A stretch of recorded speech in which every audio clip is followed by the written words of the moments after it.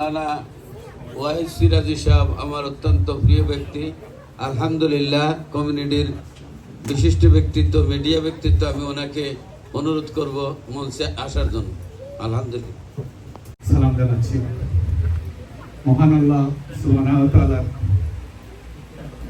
কোটি কোটি শুকরিয়া যে আমাদেরকে মহানবী আমাদেরকে এই পৃথিবীতে প্রেরণ করেছে। আপনারা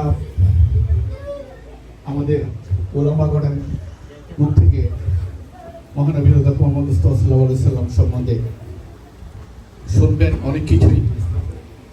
তা দুই তিনটা জিনিস আমি জাস্ট উল্লেখ করবো যে আপনারা হয়তো অনেকে শুনেছেন বা দেখেছেন, বিশ্বব্যাপী টিচার বললো যে না, এটা ক্লাসে পড়ালে হবে না, তুমি হলের মধ্যে পড়াও যাতে সবাই জয়েন করতে পারে।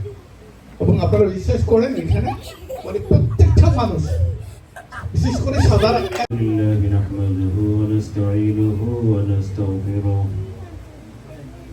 ونعوذ بالله من شرور أنفسنا ومن سيئات أعمالنا سيدنا مولانا محمد اللهم صل على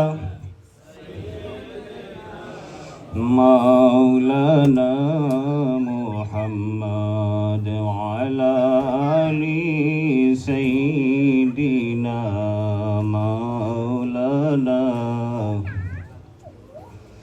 لا إله إلا الله لا إله إلا الله لا إله إلا الله لا إله إلا الله বার্কিং রোডস্থ মহিউল ইসলাম জামে মসজিদের সম্মানিত খতিব ও ইমাম। কথা ছিল না এবং আমরা কোয়ালিফাই। আমার পূর্ববর্তী আলম সাহেব যিনি বলছেন কন্ট্রাক্ট কনসিডারেশন অফার, আমি সেই গ্রামের মানুষ, আমি ক্ষুদ্র একজন আইনজীবী সলিসিটার। আমি এখানে কথা বলতে আমার কোনো সেরকম ক্যাপাসিটি নাই। সো আমি সবাইকে আবার ধন্যবাদ জানাচ্ছি আমাকে কথা বলার সুযোগ দেওয়ার জন্য। আজকে আলমীদের কাছ থেকে অনেক কথা শুনবো, অনেক কিছু শিখবো। তবে একটা কথা আমি শেষ করে দিচ্ছি, আজকাল যে যারা ঈদে মিলাদুন নবীর বিপক্ষে কথা বলেন, নানা রকমের হাদিস উপস্থাপন করেন, নানা রকমের মতপার্থক্য আমাদের মধ্যে আমরা সারা জীবন শুনেছি। জন্মরা প্রত্যেকে ঈদে মিলাদুন নবী বরকত কেন করা হয়, কি জন্য করা হয় এবং করলে কি হয় না হয়, এবং অনেক শুনেছি, অনেক বরকত শুনেছি সারা জীবন। এখন এত বিতর্ক, এখন আমরা মডার্ন যুগে বসবাস করছি, বাংলাদেশের মধ্যে মডার্ন গভর্নমেন্ট আসতেছে, সব কিছু নবীর এগেনস্টে, নবীকে বাদ দিয়ে ডাইরেক্ট আল্লাহর কাছে যাওয়ার কোনো উপায় নাই।